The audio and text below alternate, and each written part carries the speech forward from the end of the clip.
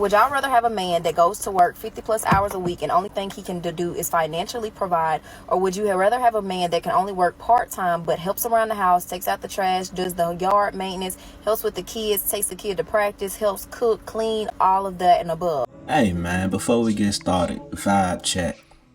Did y'all check that little thumbs up? Is it the clear glove or is it the white glove? But yeah, today man, we're gonna talk about finances between the dynamics of relationships. Just a little bit, let's get into it. Would y'all rather have a man that goes to work 50 plus hours a week and only thing he can do is financially provide? Or would you rather have a man that can only work part-time but helps around the house, takes out the trash, does the yard maintenance, helps with the kids, takes the kid to practice, helps cook, clean, all of that and above? I'm curious to know. I hear a lot of women when they talk about they want a man, they say they want a provider. And when they say provider, they only think financial wise. And the man lacks in the other aspects of, helping around the house, helping with the kids. And when they are left to do it, they are being told the things that they need to get done. Me personally, I'm going to take a man that can literally financially provide and help around the house. And if you only work 32 hours a week, that's fine, because at this point we are a whole and our money is all combined, so it doesn't even matter how much you make or I make, our money is one. But when it comes to you helping around the house, all men cannot help around the house. Some men have to be told, take out the trash. Some men have to be told, I need you to help me with the kids. Some men have to be told the things that you need them to do. Rather, you having a man that knows, I need to do this, or this is what my wife is expecting from me. I take that over a man that can only provide. What about y'all? I feel like this question was more so directed to the ladies. So if y'all want to elaborate in the comments, please feel free. But if I had to speak from a man's perspective, naturally I feel like a gentleman wants to provide. But if he's in the mental of like, I'm the sole provider financially wise and I don't have to do nothing around the house as far as chores, that's kind of selfish. Naturally, like anywhere where I can give a helping hand or however I can provide, I'ma do that, but not to be taken advantage of. She wants financial security. Why? Because she took your last name. Because she married you, took your last name, so you can do better for her than her father did. That's why she carries your last name. And I think every man should figure out, how can I do more? To do more, you got to cut off TV. You can't watch as many movies. You got to start reading books. You got to ask God for wisdom. Your wife shouldn't be asking God for money. You as a man, God, give me wisdom for some streams. I'm made in your image. You own the world and everything therein. A woman should not have to be worried about money. Nah, Mr. Preacher Man, something not hitting right. I don't know if it's just his delivery or what, but he making me feel like I'm adopting a child or something. Like, this is not my partner. Like, this is somebody I'm just solely bringing in my life just to take care of and deplete myself to make sure she's satisfied. Nah, that don't sound too appealing. These are the questions that he can't answer for you, because the only thing he talks about is pandering. I'm talking about context. I'm talking about substance. I'm talking about spirituality. I'm talking about praying together. I'm talking about building. You're supposed to get married when you're young because it prevents you from sinning and finding yourself with all of these bodies and these soul ties that ultimately carry with you for the rest of your life. And then you start to see every single man and you can't take it out of your memory with the person that you wind up being with. Most women have skipped over the man that they're supposed to be with, because they didn't have the guidance, because they didn't have the spirituality. They don't know the word of God. And so it's easy to just say, oh yeah, just provide 100%. What happens when life happens and you 22, 23, 24 years old and you get married? The economy messed everybody up. Everybody that thought that they had it, guess what? You got a plan and then God has a plan. What happened to the character? Why you don't talk about character? Hold on, and Anton, why he don't talk about character? Because what I teach my daughter, I'm a reflection of the man that I would want my daughter to marry. I don't tell my daughter to go and look for a guy to provide for her. I tell my daughter to go and look for a guy that's believing in God, that has good character, that actually worships and looks for and focuses on his purpose, because everything else falls in line. The money is gonna come. We so busy chasing money. Seek ye first the kingdom of God and his righteousness, and everything else will be added unto you. You don't have to chase money. You don't have to look to women to provide for them, because if you're naturally that, if you're raised up in the admonition of your father, which is what God has ordained for you to do, you don't have to worry about that. That's naturally in you. And so, yes, absolutely, she should be purposeful. And her purpose at that time could be raising the children, depending on if y'all got children. Her purpose at that time could be out there and bringing in resources because she's learning a new skill that can then translate into the company that y'all build together. It's a lot of nuance and a lot of context, but I hate it when people pander to women because they leading y'all astray. And it sounds like I'm a harsh father. It sounds like it's a difficult situation. It sounds like you're just supposed to be giving everything. But if that's the case, then why are we as a society, why are we as a people, as black people in particular, so far behind, and we further behind than we ever been, even though we the freest and we have the opportunity to choose for ourselves? This isn't God. Ain't none of this what he talking about God right now. Yeah, I can get down with this. This resonate more. Both parties bringing purpose towards the relationship and each other. As a man, when you receiving that type of reciprocation, oh, you don't mind going an extra mile for your spouse because you know in return she's going to give, she's going to pour into you as well, instead of just looking at you as a provider, just draining and depleting you. Listen, bro, when you're in your soft guy era, bro, who told you that you had to settle? You don't have to settle for a woman that doesn't want to go half on the bills. I don't care if you make $50,000, $100,000, $500,000, or $1 million a year. You can find a woman that makes just as much as you and is willing to go half. Roll the clip. And we were talking about a home in Malibu worth about 8. Yeah, we was gonna split it. Split. Keys on the house. Split it. Yeah, because a lot of regular folks split the bill. Right? You know, wifey got bankroll, so we was gonna split. First house she said it was like Wifey got 60 bankroll. Yeah, that was insane. It was like crazy. She's like, that reminds me of my house in Dubai. I was like, that's a flex. Got a spot in Dubai, bro. $20 million house. Bulletproof. Patrick Beverly's wife has a bag. Just like him. He's in the NBA, he has a bag.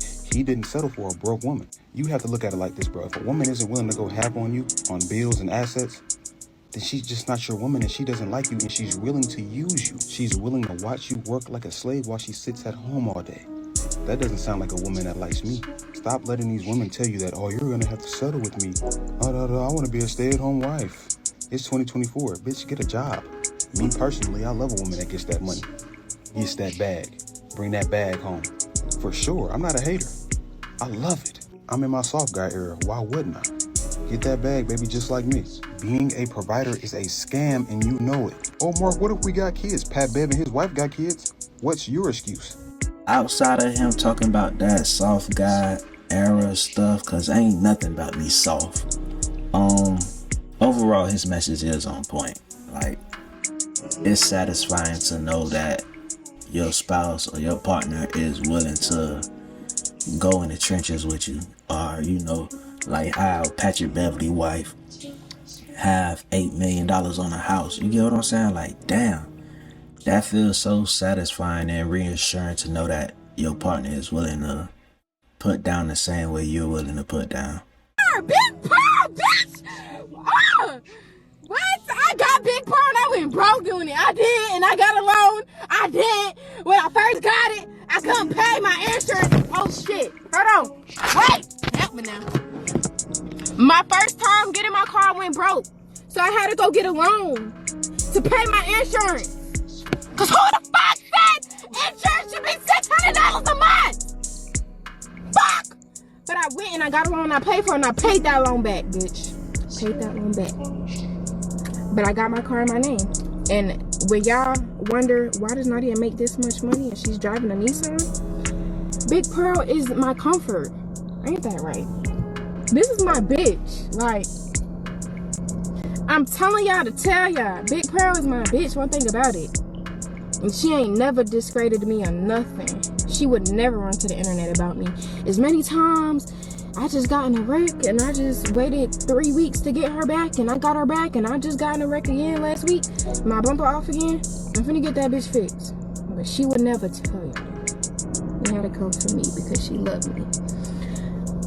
I'm telling y'all to say this. I don't want to seem like I'm crazy and I feel like I look like I'm crazy, but it's just like a yes. It's an awakening thing for me. Like, yes, like everything. So she feeling some type of way about just her car note and insurance. She had to take out a loan for that.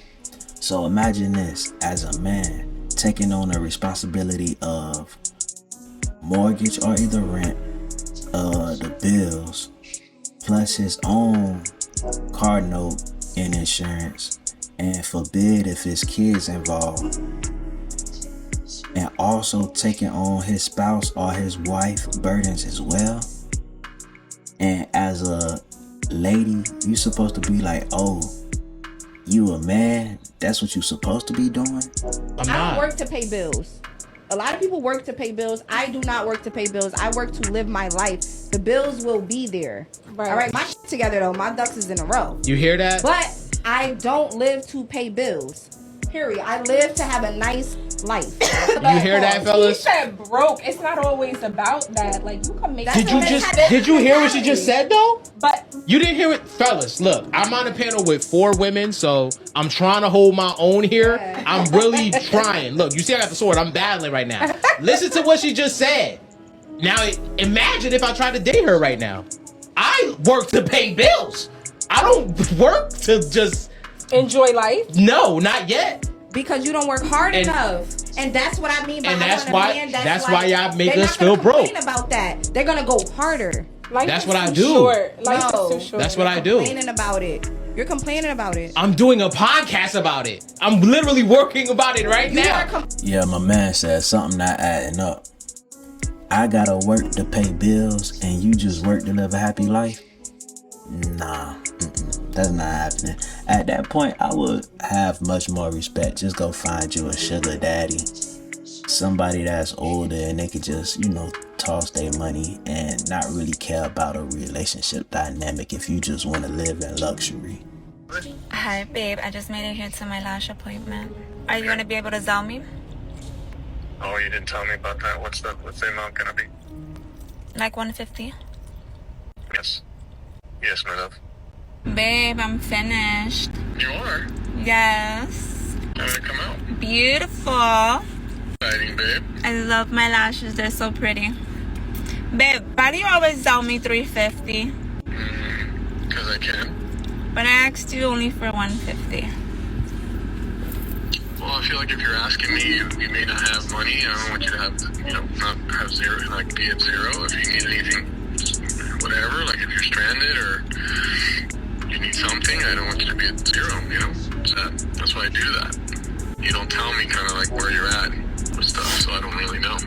I just assume you may not have anything else. I don't know. Because you're paying bills and you're doing stuff, So. Well, thank you. I like it when you do that. It makes me happy. Alright, I got a question. As a woman, as a lady, do you feel more secure knowing that you can be taken care of financially? Or do you feel more secure knowing that you have a spouse that's really by your side out of love and caring for you? And one thing about me, once a man tell me no, he gotta go. I don't play that stingy shit, cause one thing about it, men are not scared to ask women for absolutely shit. I don't care. I don't play that. I don't even like men who don't support. Like, I got a business, you don't want to invest in it. Like, you don't want to invest in it. Like, you don't want to do absolutely nothing. You just want to keep seeing me. Y'all, that shit do not work like that. And then a lot of girls be like, oh, I be scared to ask men for money. You better than me. On my first date, I want to go to Chanel. I'm not ever gonna lie. But I'm the type of men I attract. Like, ain't nobody just looking at my shit like, oh, this girl don't like money. I make good money, so why would I not want a man who want to spend money on me? I'm just saying, I'm just being honest. Oh, these some old hundreds. Damn, they old. I don't know. I make good money, so why wouldn't I want to be with a man who just want to spend his money on me? Or why wouldn't a man want to invest in my business? Like, it just sounds like she got a handout and only looking to receive. Like, how can you build with a woman like this? Instead of coming with the position or the mentality of what can we invest in? How can we put our money together and come up with this master plan to really build this empire? Out of the divorce, I got $600,000. Yes. Why? That was part of our settlement. So I could have taken more, but I didn't, which I'm kind of now regretting a little. Wait, why could you have taken more and why didn't you? Well, I could have, because if I were doing like a divorce with like 50-50 split, I would have gotten. Could you have done 50-50 split? I could have. So this was a pretty well-to-do person. Yes. So I don't know exactly No how prenup? much I would have. No, he tried to get me to sign a prenup, and then I didn't sign a prenup, and then he tried to get me to sign a postnup, and I didn't sign a postnup. Post-nut. Yes. And so, yeah, we decided in the settlement agreement that I would get $600,000 because I didn't want to take What more. the do I have so much debt here to go through on your end? Where did the $600,000 go? When did you get the $600,000? 2 years ago. Okay, where the is it? It's gone. Completely gone. Into where? Well, I bought a house. And with the $600,000? With the $600,000. Okay, so it's not gone. It's not gone. Right. It's tied up? So I bought a house that was $330,000 and I bought it like outright. So like it's paid in full. So it goes half the cash. Yes. But then I bought it sight unseen. And so when we entered the home. Oh no. Yeah, I saw the outside because I drove by it. But good, you drove by it. Yeah. When we entered the home though, it was in shambles. So we had to renovate it completely, like gut job. So we saved some money by tearing everything down ourselves, but the renovation was like $100,000 around there. She said she should have settled for 50-50 to get more money. So what, you can blow that too? Man, listen. If you made it this far in the videos, if you made it this far in the vibes and you're not subscribed yet, what are you doing? Hit that subscribe button. And if you already subscribed, you already know you one of the original vibers on this road to 1K. Y'all let me know that I'm doing something good. Leave the comments. And until next time, I'll holla at y'all.